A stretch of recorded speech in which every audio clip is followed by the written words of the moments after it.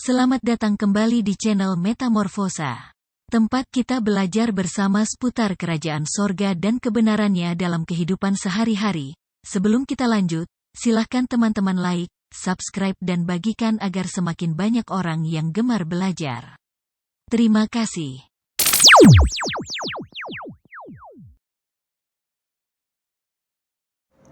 God's Love Story.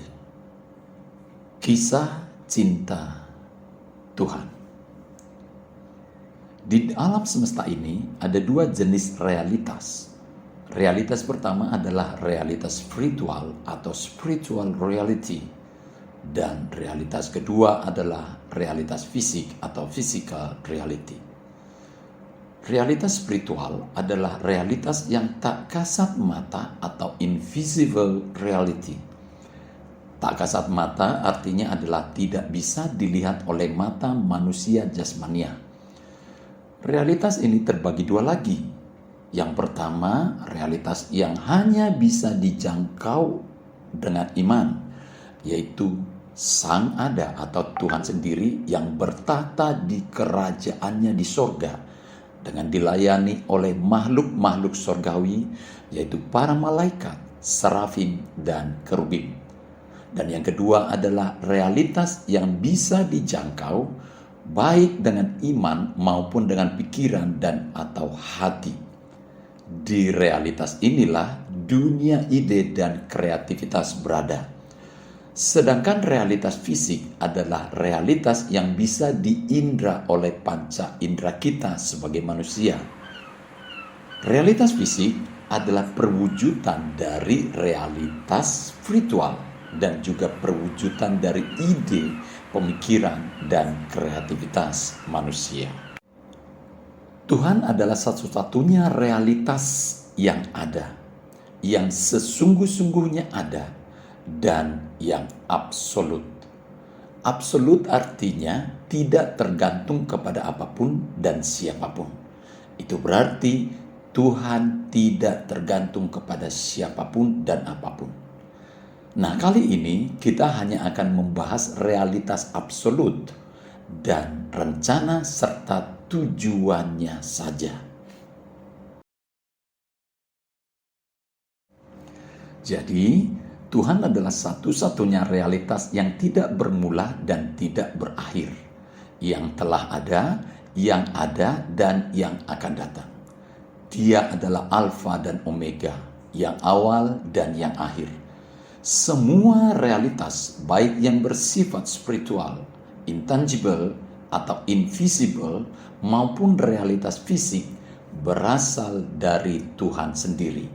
Dia adalah sumber dari segala yang ada. Salah satu predikat Tuhan adalah Abba atau Father atau Bapa. Bapa artinya adalah sumber. Itu sebabnya orang percaya memanggilnya dengan panggilan yang sangat personal, sangat intim, sangat dekat, yaitu Bapa. Memang demikianlah adanya, demikianlah kebenarannya.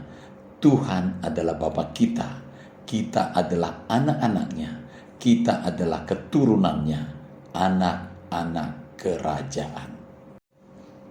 Semua realitas berasal dari Tuhan. Artinya, jika Tuhan tidak menciptakan atau tidak menjadikan atau tidak mengadakannya, maka semua yang ada tidak pernah ada, baik realitas spiritual maupun realitas fisik. Jadi, yang pertama-tama ada adalah realitas spiritual.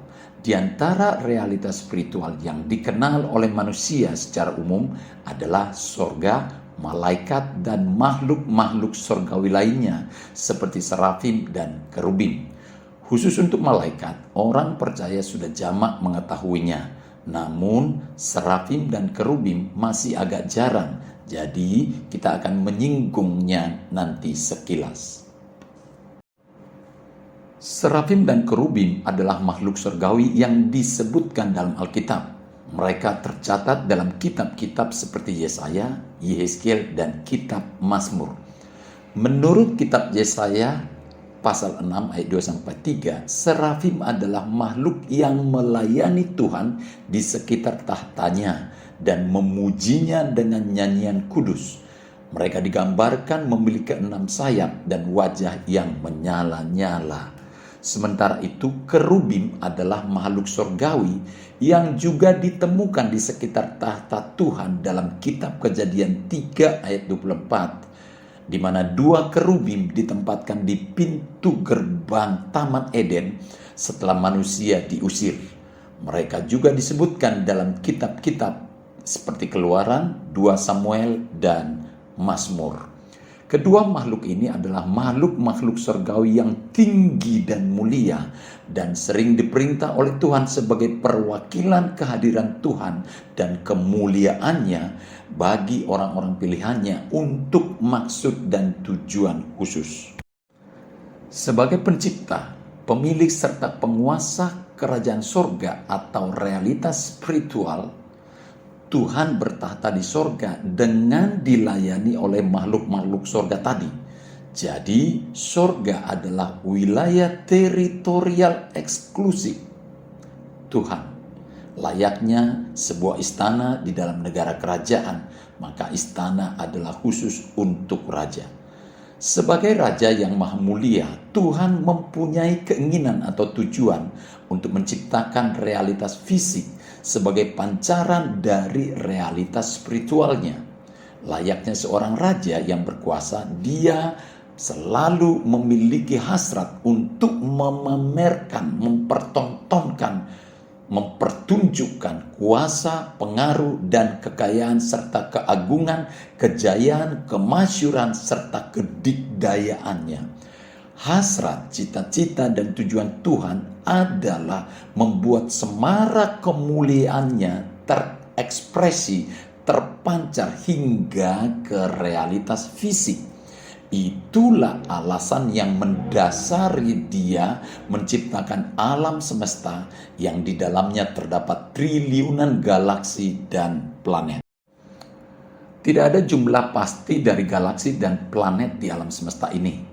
Alam semesta sangat besar dan kompleks dan sulit untuk memperkirakan jumlah pasti dari objek-objek yang ada di dalamnya. Demikianlah menurut pendapat daripada ahli yang berkecimpung di bidang astronomi.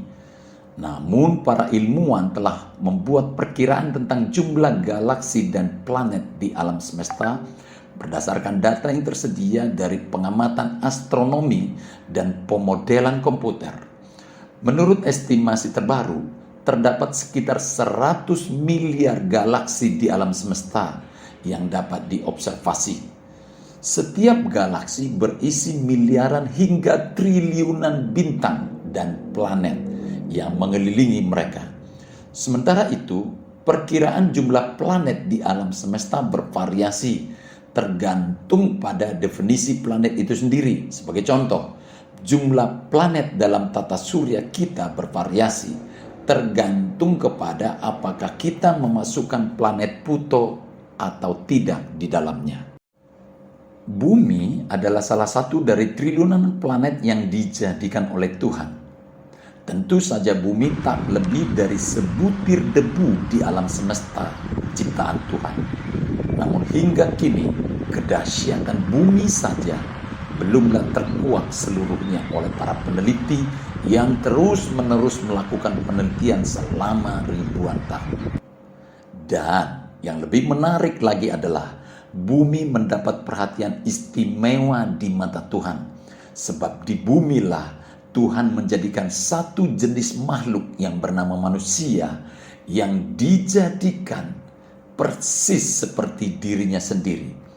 Kitab Kejadian pasal 1 ayat 26 adalah literatur tertua di bumi yang menjelaskan secara tuntas dan masuk akal siapa manusia dan seperti apakah manusia itu sejatinya.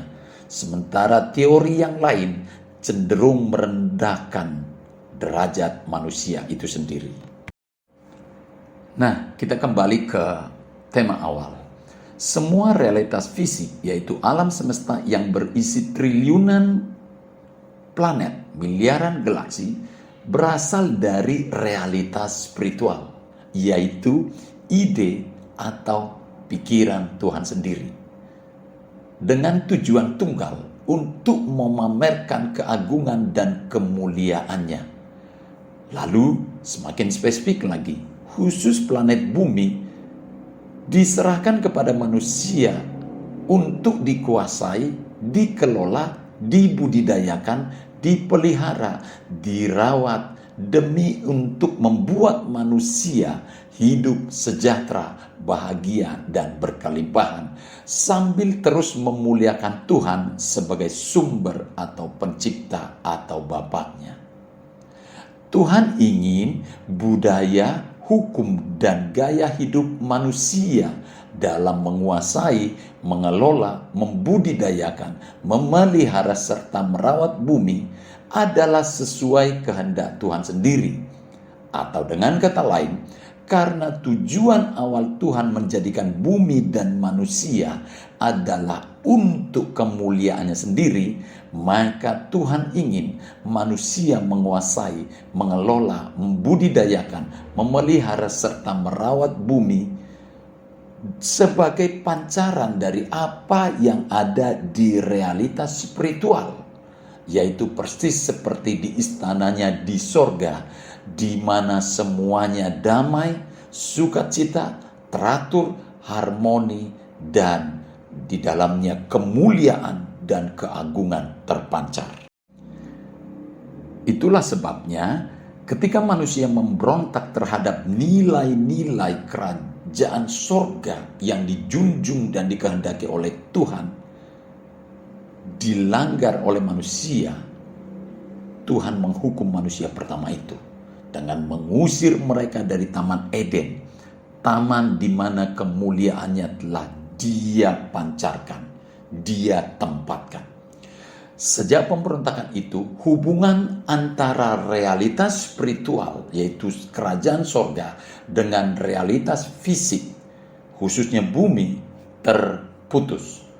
Sesekali realitas spiritual menghampiri bumi, yaitu melalui malaikat dan makhluk sorga yang mendatangi orang-orang tertentu di sepanjang sejarah manusia yang terus berkembang biak dan semakin banyak dan semakin jahat perilakunya. Hingga menurut Tuhan waktu yang tepat telah tiba. Tuhan sendirilah yang datang merajut kembali, memulai lagi, melanjutkan tujuan awalnya. Tuhan melakukannya dengan serangkaian program kerja yang diawali dengan melibatkan orang-orang tertentu, orang-orang pilihannya sendiri, lalu keluarga, dan kemudian satu bangsa, dan akhirnya semua bangsa di bumi terlibat. Nah, jadi sesungguhnya semua rangkaian sejarah umat manusia di planet bumi ini adalah merupakan rangkaian sejarah tentang Tuhan sebagai Bapa atau sumber, penguasa kerajaan sorga atau realitas spiritual yang datang turun menyentuh, merengkuh dan merangkul serta memeluk realitas fisik, khususnya manusia sebagai perwakilannya di bumi. Dengan ide tunggal menjadikan realitas fisik tadi, dalam hal ini bumi, sebagai pancaran atau etalase kerajaan sorga, dengan tokoh sentral manusia sebagai anak-anak kerajaan sorga atau anak-anak Tuhan sendiri. Jadi seluruh sejarah manusia di bumi sejatinya adalah kisah cinta antara bapa dengan anak-anaknya atau antara raja dengan anak-anak kerajaan. Secara spesifik, perjalanan bersama antara realitas spiritual dengan realitas fisik di dalam diri manusia dimulai dari Abraham sebagai nenek moyang bangsa Israel hingga ke Kristus Yesus. Saya ulangi, secara spesifik, perjalanan bersama antara Bapa dengan realitas fisik di dalam diri manusia dimulai dari Abraham sebagai nenek moyang bangsa Israel hingga ke Kristus Yesus, dengan perjalanan sejarah yang sangat panjang yang di dalamnya terjadi berulang kali kisah romantis yang berisi suka dan duka, perang dan damai, cinta dan benci, jatuh dan bangun, pemberontakan dan pengampunan, pembangunan dan pemulihan. Semua rangkaian sejarah panjang itu secara garis besar terdiri atas dua kebenaran kekal. Pertama, inisiatif berbuat dosa atau memberontak selalu lahir dari diri manusia. Kedua, inisiatif untuk memulihkan, mengampuni, menjalin kembali hubungan intim antara Tuhan dan manusia selalu datang dari lubuk hati Tuhan atau dari hati Bapa sendiri kepada anak-anaknya. Secara genealogi, semua rangkaian sejarah itu melibatkan 42 keturunan dengan rincian sebagai berikut. 14 keturunan sejak Abraham hingga ke raja kedua bangsa Israel yaitu Daud, 14 keturunan mulai dari Raja Daud hingga ke masa pembuangan mereka ke Babel, dan 14 keturunan mulai dari pembuangan ke Babel hingga lahirnya Yesus Kristus. Saya jelaskan dulu secara singkat siapakah Israel ini. Israel adalah cucunya Abraham. Nama awal dari Israel adalah Yakub. Yakub artinya adalah penipu. Melalui pergulatan yang terjadi pada satu malam dan yang berlangsung saat itu semalam-malaman antara Yakub dengan malaikat sorgawi yang dimenangkan oleh Yakub sendiri, saat itu nama Yakub diganti oleh Tuhan sendiri menjadi Israel. Israel artinya adalah pahlawan. Jadi pada awalnya Israel adalah nama orang. Kemudian dalam perkembangannya Israel dengan 12 keturunannya menjadi cikal bakal bangsa Israel. Hingga saat ini Israel tetap eksis sebagai satu bangsa yang penuh kontroversi di kancah global. Kita kembali lagi. Jadi sejarah perjalanan realitas spiritual, selanjutnya realitas spiritual saya sebut dengan kerajaan sorga. Sejarah perjalanan kerajaan sorga dengan realitas fisik, yaitu manusia dengan setting kejadian di bumi, dihitung mulai dari Abraham hingga ke Yesus Kristus tadi, seluruhnya melibatkan 42 keturunan. Nah, sejauh ini apa yang telah kita pelajari? Yaitu pertama, Tuhan yang bernama Yahweh Elohim adalah sumber semua realitas, baik realitas spiritual atau realitas yang tak kasat mata maupun realitas fisik, terutama manusia. Tanpa Tuhan tidak ada satupun realitas yang telah ada. Kedua, perjalanan umat manusia di bumi adalah kisah cinta antara Bapa dengan anak-anaknya, atau antara raja dengan anak-anak kerajaan, atau kisah cinta antara raja dari kerajaan sorga dengan keluarga kerajaannya yang tinggal di bumi. Sama sekali bukan kisah tentang siapapun. Semua kisah yang terjadi di seputar kisah antara cinta Bapa dengan anak ini, semua kejadian yang lain hanyalah sebagai figuran atau pelengkap. Mereka datang dan lalu pergi. Tetapi yang menjadi fokus sejarah umat manusia adalah kisah cinta antara Bapa dengan anak-anaknya di bumi. Ketiga, kisah cinta antara Bapa dengan anak ini meski terjadi di bumi, yaitu di alam realitas fisik yang bisa diindra oleh manusia, namun tidak semua manusia mengerti kisah cinta ini. Secara umum, manusia terbagi 3 dalam kisah cinta ini. Kelompok pertama tidak mengerti dan tidak mau mengerti.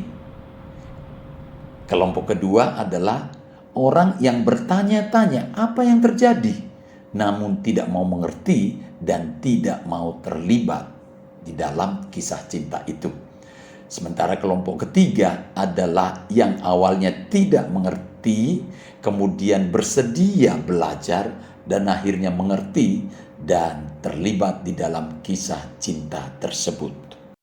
Keempat, khusus untuk golongan yang mengerti, golongan ini pun terbagi lagi atas 3 golongan lagi. Golongan pertama, awalnya mereka ikut terlibat di dalam kisah cinta itu. Bahkan mereka lah yang dipilih pertama sekali sebagai anak-anak kerajaan. Namun karena tidak bersedia menyelaraskan pikirannya dengan kehendak Bapa, maka mereka pun akhirnya memisahkan diri dan justru menjadi oposisi terhadap Bapa. Sementara golongan kedua adalah mereka yang awalnya sudah terlibat aktif di dalam kisah cinta, menikmati cinta dari Bapa yang berlimpah ruah. Namun akibat penderitaan dan tarikan kemauan dunia ini, cinta mereka pun kandas di tengah jalan dengan merangkul keindahan serta kenikmatan dunia yang menipu mereka. Cinta mereka pun kandas dengan merangkul keindahan serta kenikmatan dunia ini. Sedangkan golongan ketiga adalah mereka yang rela belajar dengan tekun di dalam pelatihannya Bapa. Mereka ini bersedia memikul salib. Mereka memang tidak selalu berhasil murni 100% mengikuti kehendak Bapa. Namun mereka mengerti di luar Bapa semua hanyalah cinta palsu. Mereka ini paham Bapa adalah pelatih sejati. Meski Bapa kadang menyakiti atau mengizinkan anak-anaknya sakit dan menderita, menghadapi aneka ujian yang berat, namun Bapa jugalah yang menyembuhkan. Mereka mengerti Bapa tidak pernah mendendam. Kisah cinta antara Bapa dan anak yang bertahan inilah gerejanya yang bertahan dalam penganiayaan, dalam penderitaan. Jadi kita kembali kepada tema kita bahwa seluruh sejarah umat manusia di bumi adalah God's love story, yaitu kisah cintanya Tuhan. Terima kasih, semoga menjadi berkat. Bantulah like, subscribe, dan bagikan berita ini supaya semakin banyak orang yang senang belajar. Terima kasih.